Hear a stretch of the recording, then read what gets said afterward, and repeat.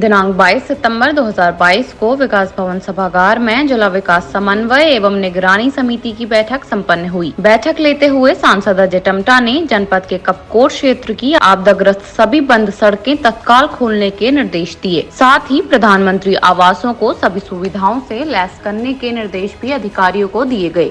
उन्होंने प्रधानमंत्री आवासों में विद्युत, पानी, शौचालय तथा गैस संयोजन तत्काल देने के निर्देश दिए। सांसद ने कहा कि 2024 तक भारत को टीबी मुक्त करना है, जिसके लिए जन सहभागिता अति आवश्यक है। उन्होंने कहा कि बागेश्वर जनपद में 174 टीबी मरीज हैं, जिनका उपचार चल रहा है। उन्होंने सभी जनप्रतिनिधियों, सहकारी समितियों तथा एनजीओ से अपील की कि वह टीबी मरीजों को गोद लेकर टीबी रोगियों को मानसिक पोषण किट दें व जाँच आदि में मदद कर अपना योगदान दें। उन्होंने जल जीवन मिशन, प्रधानमंत्री आवास योजना, राष्ट्रीय स्वास्थ्य मिशन, प्रधानमंत्री कृषि सिंचाई योजना, प्रधानमंत्री उज्ज्वला योजना, बेटी बचाओ बेटी पढ़ाओ, महात्मा गांधी राष्ट्रीय ग्रामीण रोजगार गारंटी योजना आदि की भी समीक्षा की।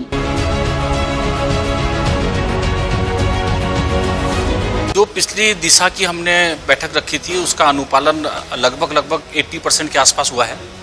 चाहे वो आवासों की समस्या है, शौचालय की है, पेयजल की समस्या है, उसमें लगभग 80% इम्प्लीमेंट हुआ है और रिपोर्ट ठीक है। अभी जो नई समस्याएं और आई हैं, चूँकि आपदा के कारण भी बहुत सारी सड़कों का ग्रसित हुई हैं, उनको टूटा है, तो ऐसे PMGSY और PWD जितनी भी रोडें हैं उनको दुरुस्त करने के लिए बोला है। कुछ टेंडर्स के जो काम है वो काफ़ी लेट हुए हैं, तो हमने उन टेंडर्स के लिए भी बोला है कि वो समय से पूरा हो जाए। तो मुझे लगता है कि वो प्रक्रिया जारी है। जल जीवन मिशन के माध्यम से भारत सरकार से चलने वाली जो योजनाएं हैं, जिनमें फर्स्ट फेज का काम पूरा नहीं हो पाया, लोगों को लगने लगा शायद कि अब फर्स्ट फेज का नहीं हुआ तो हमको कैसे होगा, तो हमने फर्स्ट फेज और सेकंड फेज को दोनों को क्लब कर दिया है।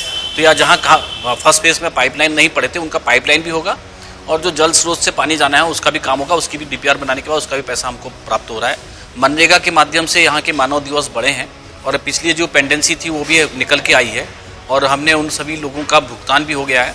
बाकी के नए कामों को भी ग्राम पंचायतों के अंदर मनरेगा के माध्यम से भारत सरकार से दी जाने वाली योजना का फुली इम्प्लीमेंट हो, इसके लिए भी काम किया है। भारत स्वास्थ्य मिशन के माध्यम से जितने भी हमारी यहाँ पर को स्वास्थ्य की सुविधाएं हैं, उन सभी स्वास्थ्य की सुविधाओं के लिए चाहे वो यहाँ पर को रेफर केस हैं, वो 15 से 20% है। अब पिछले दिनों भी कोई घटना घटी है तो वो भी यहाँ पर को संज्ञान में लिया गया है। अगर उसमें भी हमने एक्सपेंशन कॉल किया है CMO मैडम से कि भाई जो थर्ड पार्टी जिसके कारण से एम्बुलेंस में ऑक्सीजन नहीं थी तो उसमें क्या दिक्कत आई, उसको भी हमने आज किया है। भविष्य में ऐसा ना हो, मगर ध्यान में यह आए कि वो पहले ही कुछ प्रॉब्लम्स लेट हो गई, तो ये सब चीज़ें ना हो, लोगों को समस्याएं उत्पन्न ना हो। ऐसी सभी डिपार्टमेंट को हमने यहाँ पर को चाहे वो जिला पूर्ति अधिकारी के माध्यम से मिलने वाले राशन का कोटा जो आपदा क्षेत्र में था वो पहले ही 3 महीने का हमने बंटवा दिया था। अभी गोदामों की स्थितियों को भी ठीक करने के लिए भारत सरकार और उत्तराखंड सरकार के जो भी गोदाम है, 17 गोदाम है, 17 में से 8 गोदाम सरकारी हैं, बाकी के प्राइवेटली हैं, तो उनको भी मेंटेनेंस करके कि राशन ख़राब ना हो और लोगों तक अच्छा राशन मिले, ये सारी चीज़ों की मॉनिटरिंग की है। मुझे लगता है कि डिस्ट्रिक्ट बागेश्वर कई कामों में बहुत अच्छा भी है, बाकी ज़िलों से भी काम करने की शैली में। छोटा ज़िला है और मॉनिटरिंग ठीक है, तो इसका लाभ हमारे जनमानस को मिल रहा है और भारत के प्रधानमंत्री जी के मनोकामना की इच्छा के अनुसार अंतिम पंक्ति में खड़े व्यक्ति को चाहे वो सड़क है, स्वास्थ्य है, शिक्षा है, राशन है और किसान सम्मान योजनाएं हैं, वो सब मिले, उसका ये योजना का इम्प्लीमेंट चल रहा है।